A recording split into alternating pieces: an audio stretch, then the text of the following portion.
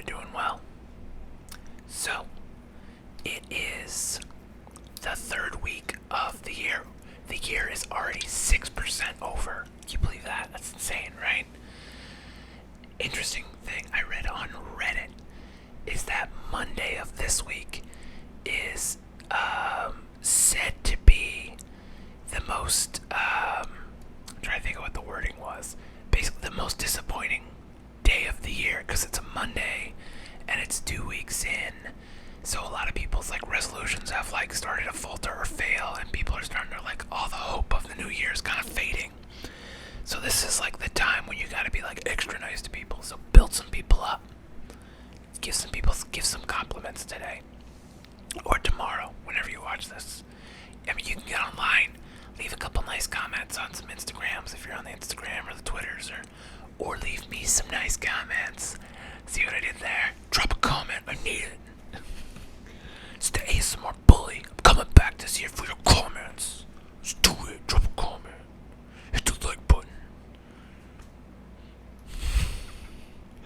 I'm a big dumb dork. Anyway, so I want to talk today about losing weight. I don't know how many of you are, if that's one of your goals this year. That was one of my goals last year, and I was pretty successful at it.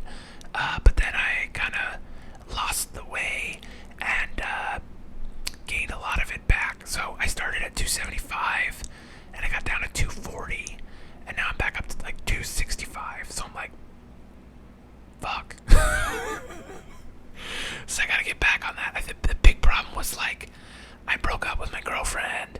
I wasn't playing hockey because of COVID. I wasn't going out, and because I wasn't playing hockey, I wasn't working out. And then I started to get back into old bad habits.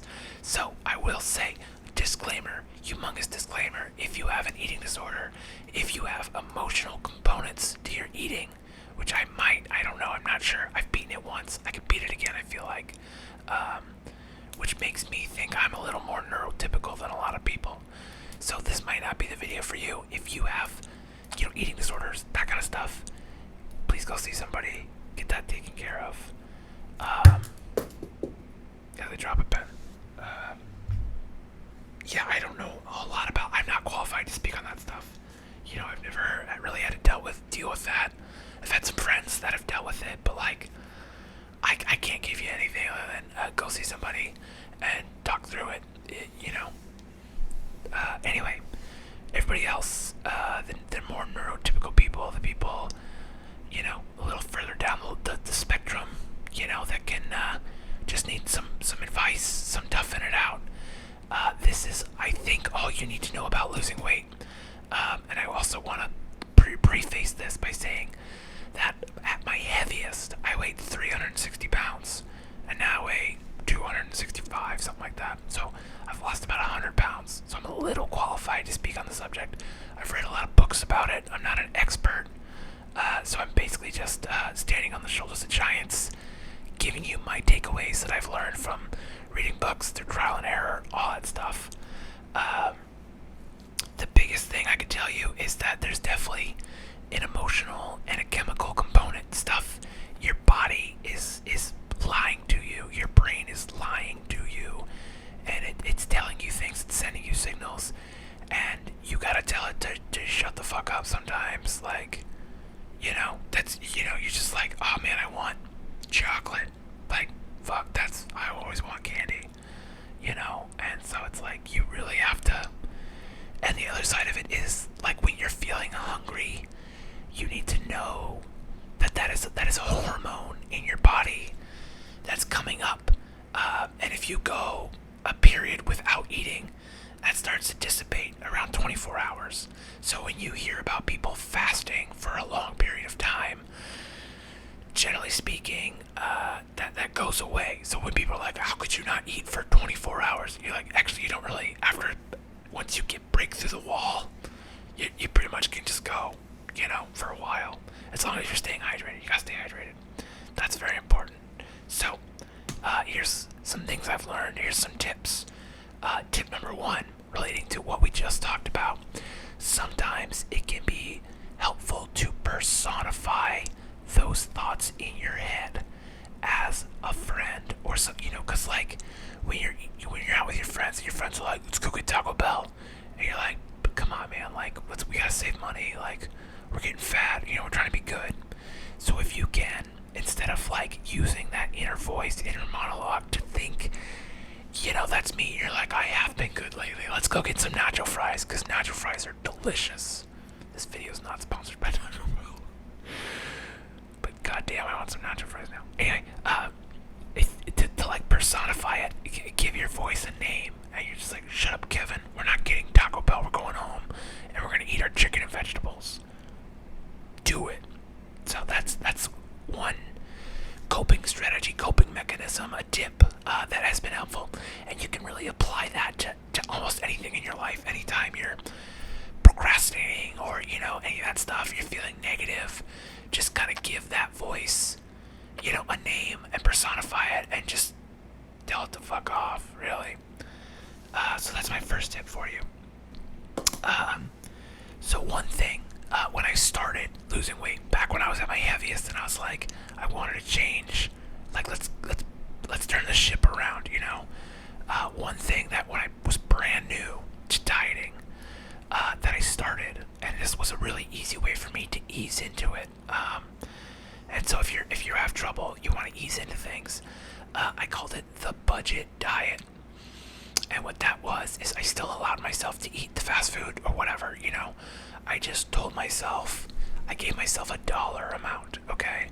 So like I was going to Taco Bell, when I go to Taco Bell, sometimes I'll spend like $20 on just myself, because I love me some Taco Bell, and I will get like 4 or 5 entrees, and I will plow through them, because I can, because I'm a big dude, and I eat a lot of food, So back then, Taco Bell was cheaper. This was like 10 years ago, so Taco Bell was a little cheaper, but also, I lost my train of thought there, but basically what the budget diet is, how it works, is I would say you can have whatever you want. It has to be under X dollars, and back then I think my number was $7, and that still probably today would be a good number. It might be 10. It depends on, you have to pick your own number, really. Because like back then I think it was $5. Because what I used to do is I used to get 2 chicken quesadillas, 2 sides of sour cream, and a drink at Taco Bell, and it came out to $6.66. So I was like, okay, less than that, $5.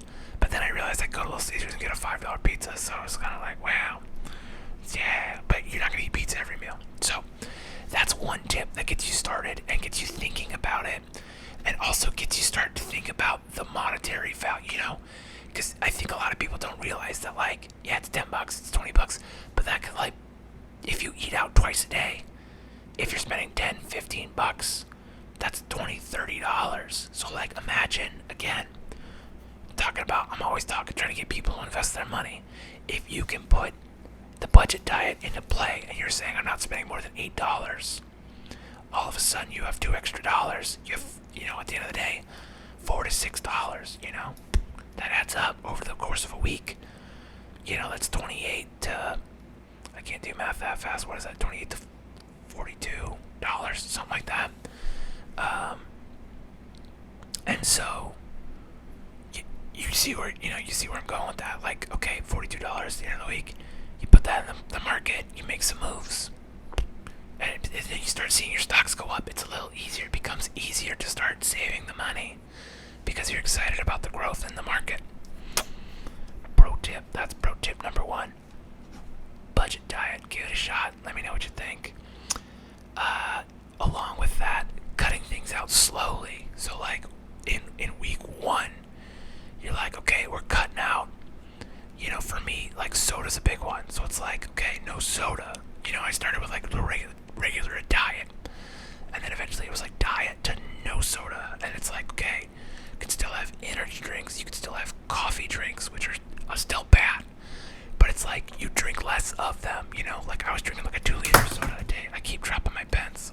My hands just, I try to spin it. I can't. I don't have the fancy. This is my dexterity hand from guitar playing. This hand is just, it's a rock. Which is weird because I'm right-handed. Anyway, cut things out slowly, a week, 2 weeks. Just,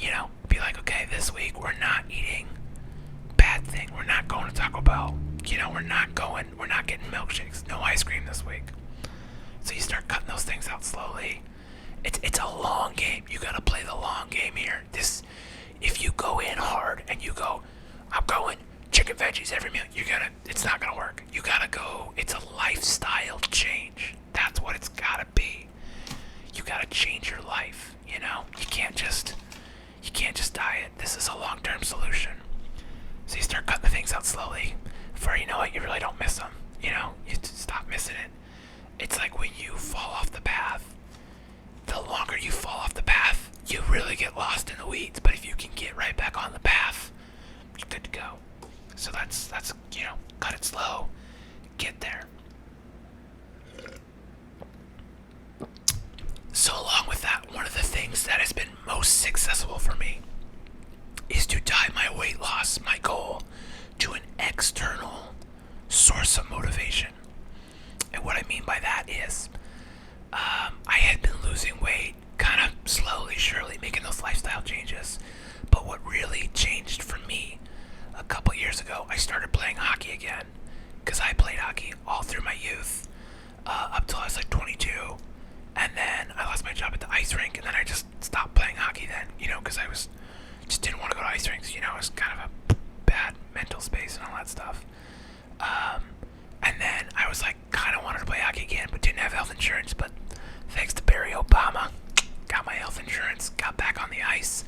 At that point, I was about 315, and I started losing weight, because I wanted to be good. I was getting on the ice, once or twice a week, really loving it. Now, the once became up to 3 times at my heaviest. Heaviest being like most getting on the ice. And sometimes I would get on the ice 4 times a week, not regularly, but here and there, 4 times a week. And it just motivated me to eat good, because if I was eating crappy, I wasn't recovering. I was skating badly. So by eating good, perform good, getting in the gym, perform better, but the competitive side of me came out. And so through seeing that progress, through that external goal of playing hockey, that's what really, that first season I got back on the ice, I went from 315 to I think 290. I lost 25 pounds in like 3 months, because the lifestyle changes became very easy. It also helps that I had broken up with my longtime girlfriend and, needed something to get my mind out of, because we were still living together. Granted, we had a nice big house, so we had separate bedrooms, which was nice. But it was still hard. It's hard to live with somebody after you break up when you've been dating them for 5 years. So that's tie your goals to an existing goal. Big. That's the biggest one that worked for me. Give it a shot. Let me know what you think. Down the row. Now we're getting into the more nitty-gritty, the details. There is 2 things that worked for me more than anything else, and that is going low carb and intermittent fasting. And both of those things are a response to, I got diagnosed with diabetes type 2 back in March, because I had infection in my toe from a hockey injury, and it came back, and the doctor looked at it and was like, well, that's looking really bad, it wasn't responding to antibiotics. And they're like, okay, have you ever been tested for diabetes? And I was like, well, no, because I was resistant to it, because my dad had it. My dad was always trying to get me, he's like, go, you gotta go. And I was just like, I didn't want to know, which was stupid. I admit that, I was scared. So maybe it wasn't so much that it was stupid, I was just terrified of it. And I was always like, let me just keep cleaning. If I get better, I won't get diagnosed, which isn't really how it works. But that's neither here nor there. The point is, when you have diabetes, let me explain diabetes to you. If you're not familiar with how type 2 diabetes works, there's 2 types. There's type 1 diabetes, and that's where your body attacks the beta cells. Beta cells are what makes insulin. Your body attacks them for some reason. They don't know why this happens yet. At some point in your life, the immune system goes after those beta cells. Some people get it when they're infants. Some people, it develops as they become into teenagers, But for whatever reason, it happens. And at that point, your body just no longer makes insulin. It's nothing you did. It's just a genetic. You just lost the genetic lottery. Sorry. So, and that's the people that need to pump insulin because their body doesn't produce it or doesn't produce it on a meaningful enough scale. So there's that. So that's type 1. Type 2 is a different problem, and it's kind of becoming a very common problem, especially in America. People are overeating, our diets are not good, they're very carb heavy, they're very sugar heavy. So how type 2 diabetes works is two things happening at the same time. The first thing is our cells can only take so much glucose. Glucose is what food turns into, okay? And there's two things our cells store. They store glucose and they store fat, okay? Fat goes into the cells on its own. Glucose goes in with the help of insulin. So what happens is your cells become so full, your body has to produce more insulin to work, to shove, to just force the glucose in. Your cells become full, and then they become resistant to the insulin. So you become insulin resistant. That's pre-diabetic. Now, the second part of that is eventually your beta cells are working so hard, they're working overtime, that they start to burn out. Sometimes they can die off. I'm not sure what level. I'm not an expert here. I've just read books. So the cells can burn out. Some doctors think, depending on how far gone you are, you can regain some level of normal function. Or there's one guy, Dr. Fung, yes, that's his name. He wrote a book called The Diabetes Code. His theory is that with enough work, you can get those beta cells fired back up, almost anybody, as long as they're less than 10 years gone from their, diagnosis, from when the onset happened. Because if you've been uncontrolled for like 10 years, there's a good chance you have beta cell death. Like the beta cells have died off, and you will need insulin probably for the rest of your life. So, again, this is do your own research. This is just what I have learned from books. So, basically, your beta cells are burning out. They don't work as well as they used to, so they're not producing enough insulin, and you're insulin resistant. So it's those two things coming together, and that leaves excess glucose in your blood. High blood sugar. High blood sugar causes a number of problems. We won't get into that. That's a bigger scope for another topic. So, when you get diagnosed with type 2 diabetes, the most successful treatment plan is to go one of two directions. The new direction that seems to be very popular is to go plant-based, to go heavy carb, because the thought process is when you go heavy carb, it's easier for your body to burn off glucose that's in the cells. And like we said, fat goes in directly into the cells with no help from insulin. So that's the other direction, is to go high fat, which would be like an Atkins, a keto style diet, basically. And because you're eating a lot of your calories from fat, and remember, fat is not bad. Fat is that's just the name. There's three types. There's fats, there's carbs, there's proteins. So essentially, you go one of two directions. You go plant-based, which is recommended for a couple reasons. The first of which is that studies say lowers cholesterol. You get a lot more vitamins, stuff that you probably weren't getting. I know I wasn't. Your mileage may vary, but I think that's a common tale. Or you go the opposite direction, and you go, high fat and low carb. So you would go either most of your calories from carbs or most of your calories from like fats. And the reason why I chose fats because I thought that was more tenable, because it's like, just eat meat, great, sign me up.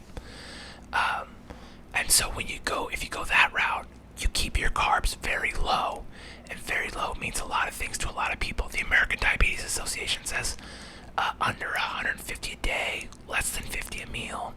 Some of the diabetes doctors that I follow, including Dr. Bernstein, who wrote a really good book, called Dr. Bernstein's Diabetes Solution. It's very big, very thick. He recommends 6 grams of carbs at breakfast, 12 at lunch, and 12 at dinner, and that's it. So you eat under 50 for the day. It's a little harder to keep to, and especially because you still need to eat correctly. So 6 grams of, vegetables. So you're like, no fruit. You're not doing fruit. You're not doing bread. Bread's out. Fruit's out. Pasta's definitely out. Rice is out. A lot of things are out the window with that. So you go keto, essentially. Your body stays in ketosis. It burns fat. So the fat's coming out of those cells, which is a little trickier to get out, I think. Again, but I'm not an expert. The fat comes out harder. So you do that. Your body switches into fat burning. It's burning the stores. Now, the people that suggest you go plant-based, their thesis is it's easier for the body to quickly burn up the glucose so you can get your blood sugar regulated faster. So I can't tell you what's going to work better if you're diabetic or if you're just trying to lose weight. All I can tell you, these are the 2 paths. Try them. And as opposed to maximizing your efficiency, maximize your sustainability. What can you keep up with? That's the goal. This is a long-term play. You can't just go plant-based for a month. You'll see results, but then once you start getting back, you'll just slowly get back where you were. So you gotta think of sustainable. What can I do for the rest of my life? And for me, that was keto. So that's kind of the path I went. Now, along with that, Dr. Fung has a really good analogy with diabetes. And again, to really bring it home, insulin is what makes you fat, because insulin is taking the glucose and storing it if you're not using it up. And the trick here is that you cannot burn faster than you eat it. You have to turn off. His analogy is it's a bowl, right? You have a sink. And if you're eating, it's a faucet. It's just pouring it. Eventually, it overflows, right? That's diabetes. You cannot exercise is the drain. You can make it a little bigger, but you can't make it big enough to get the water out. So you have to slow down the faucet or turn it off completely. And by that, we go to what has been the most effective thing, strategy, tactical level strategy, and that is intermittent fasting. Now, I don't know if you've heard about fasting, and again, I'm a diabetic. My blood sugar numbers are okay on fasting. If you're a diabetic, supervision. Please be safe with this stuff. But it seems like for most people, you could do what's very commonly known as a 16-8.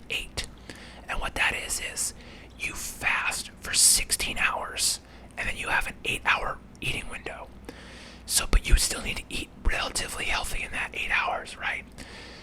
The reason why this works is because when you fast for 16 hours, this turns off your insulin production, so your beta cells get a little break, and your body starts pulling from your reserves. You have reserves in your liver ready to go, and once that's burned through, which I think takes, I don't remember the numbers there, it usually takes a little longer than 16 hours, but the thought is still kind of the same, is that you're pulling that out, so the liver has to replace that with some of the fat stores. So you're pulling out the fat stores, and there's no insulin, so the insulin isn't shoving the sugar back into your body. So with that, you fast for the 16 hours or longer. Some people do 24, where they eat, or they fast for 20 hours, and then they have one meal and a snack in a 4-hour window. It's up to you how you want to play it, My little brother, who's a personal trainer, he trains MMA fighters. He was an NFL player for a little bit. He's a professional lacrosse player. He's very athletic. He went to college for all this stuff. His advice to me specifically was a 14-10. And the reason why he said 14-10 is because with a 10-hour eating window, I could get more protein in. And he goes, so it's 14 hours, which you still get most of the benefits of the fast. But then you have a 10-hour eating window, and you break the fast with a protein shake.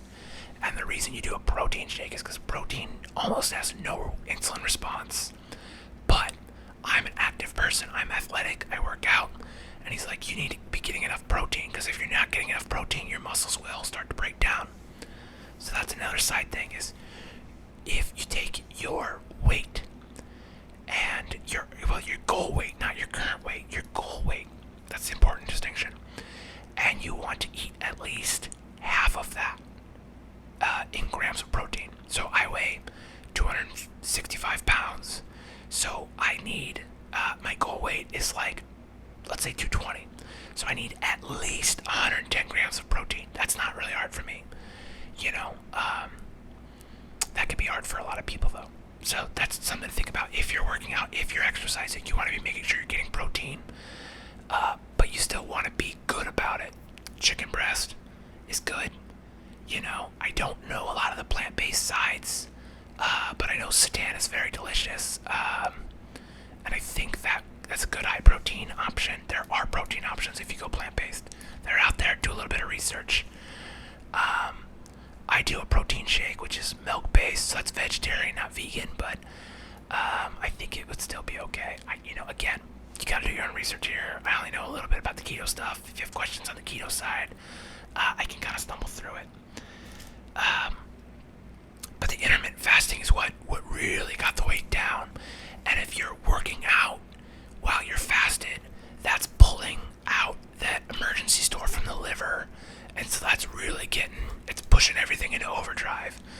So the best way, if you could potentially maximize, would be to obviously plan to break your fast immediately after your workout, because then you're getting the best protein benefit, you're getting the best glucose burning. So if you could go 16 hours fasted, work out right then, and then get food, especially like a high protein shake, chicken breast, like a good, that's the way to do it. In the ideal world, if you can set that up, so, schedules being what they are, that can be tricky. If you want some books on this, there's two books, The Diabetes Code by Dr. Jason Fung and The Obesity Code, also by Jason Fung. They're both good about fasting. Reddit as a intermittent fasting subreddit, that's very helpful, really good stuff. There's also one called r/OMAD, OMAD, which stands for 1 meal a day, r/keto prep, r/meal prep Sunday. These are some good resources to look into if you're curious about this, you want to get going. On the fitness side, I love kettlebells. They're very small. You can work your whole body with one piece of equipment. And what's great about kettlebells is you can get, if you're a man, 35 pounds, which is 16 kilograms. If you're a woman, I think the starting recommended is 18 pounds, which is 8 kilograms. Sounds about right.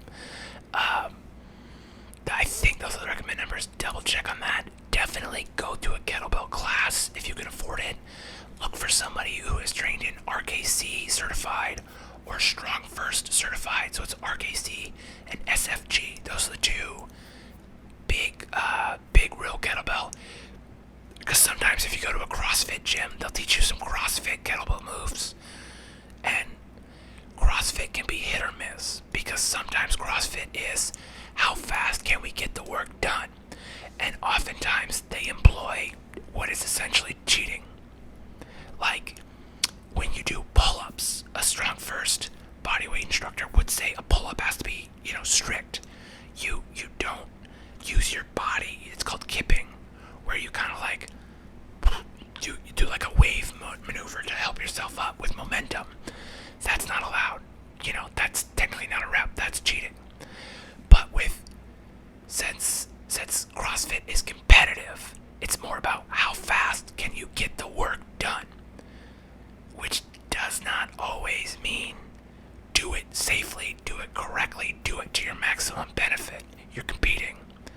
So I'll spare you my thoughts on CrossFit. It helps some people. Some people get injured. That's all I'll say about it. But Yeah, RKC, strong first. Definitely take like an intro to kettlebell class. Learn how to do the swing. Learn how to do Turkish get-ups are a great one. If you can learn the swing and Turkish get-ups, that's it. You're good. Good to go. Done. There's a book called Simple and Sinister by a guy named Pavel. That's it. It's very instructive if you don't have an RKC or SFG. The book has got pictures. It breaks down and it gives you the progressions to get you up and running. And it's just those two exercises done daily. Takes about 20 minutes with the warm-up. And that's it. That's all you gotta do every day. And it's designed to not like totally gas you. So it's just kind of like the minimum viable product to be generally physically prepped. Simple and Sinister, Pavel. That's the book. Obviously, if you don't like kettlebells, do whatever you like. Again, it's about sustainability. What can you keep up long term? And if you can tie it to hockey, if you can tie it to basketball, whatever, it becomes a lot easier to motivate yourself to work out. I promise you that so much. Okay, two more things. Number one, post-meal activity.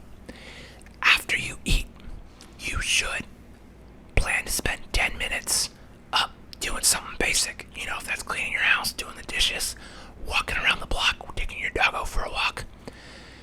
When you do that, the guy named Stan Efferding is a strong man, weightlifter and coach. I learned this from watching his YouTube. He's got a really good YouTube.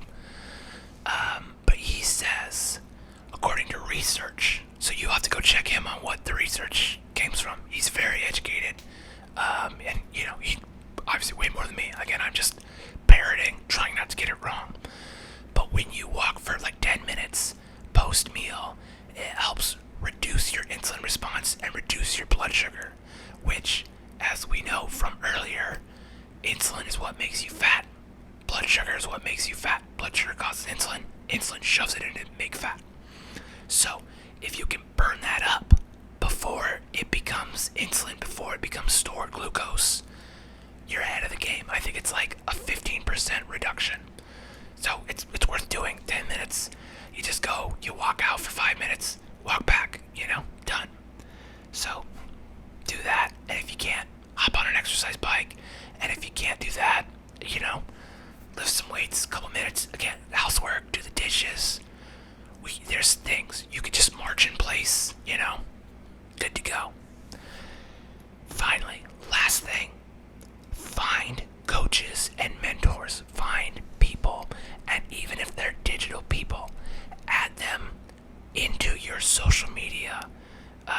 Because when you're scrolling and you find those people that motivate you to get out of that bubble, put your fucking shoes on and get to the gym, or get out walking the pup. For me, there are 3 that I really like. Jocko Willink. I love his books. Very motivational guy. Posts a lot of motivational, like, discipline, stay on the path, this is it. Great. Dan John is another one. He is a strength coach. I relate him. He is the Bob Ross of strength. He is very gentle, and so is opposite of Jocko. It's very just like understanding and like knows. And again, it's about sustainability, quality of life. Like, let's do what we can do and let's improve on it. You gotta get started to improve it, right? You can't steer a parked car. That's not a Dan John quote. That's a Sean West quote. Sean McCabe.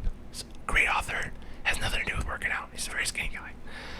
And the last one is David Goggins, who you might know is like an extreme. Jocko is a robot of discipline. David Goggins is in your face and like, go. You ran a mile. Go run 20, bitch. He's very like that. He's very motivational.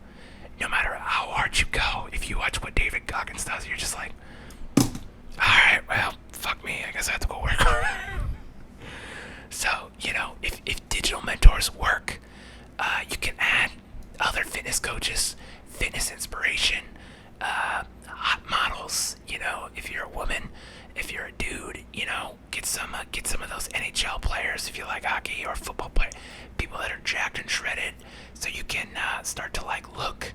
and be motivated and be like, I want that.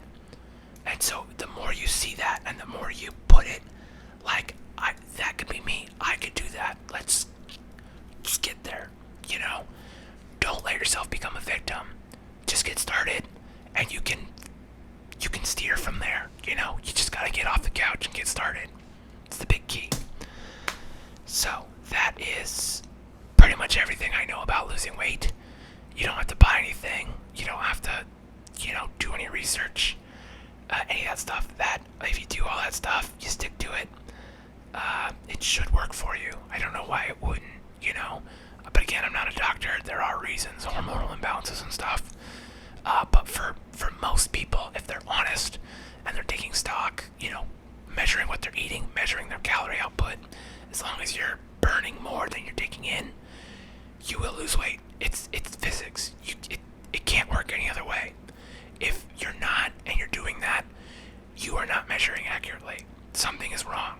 Just look. You have to look at the situation with truthful eyes and accept where you're wrong and figure out how you're gonna juke yourself, because yourself is gonna wanna go get. I want Taco Bell right now. I'm not hungry. I talked about nacho fries. The Taco Bell is down the street. I could be there in like 3 minutes.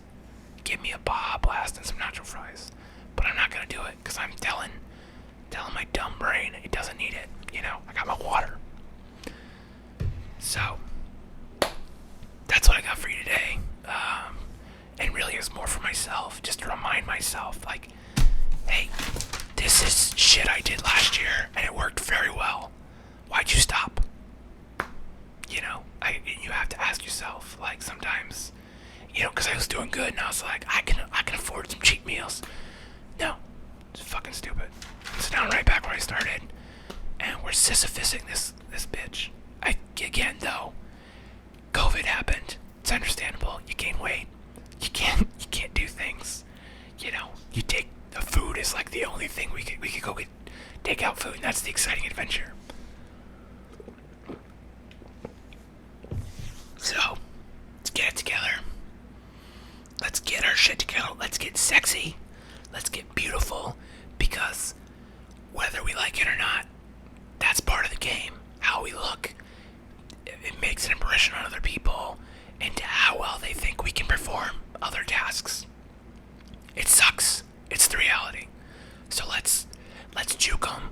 Let's punch obesity in the fucking teeth. And let's say, today, this is it. We're done. We're getting better. Starting now. So, there you go. That's what I got for you.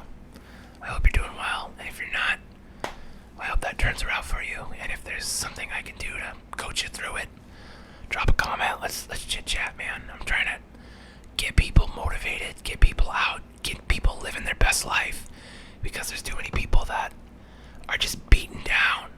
And I genuinely believe that the game is rigged against all of us. But the people that are rigging the game are very shitty at it, and we can beat them if we learn the rules and we try just a little bit harder. We can all overcome it. Let's go live our best lives. So, go get some sleep. Tomorrow, let's go kick it in them teeth, let's get going. This year, 2021 is our year. All gas, no breaks.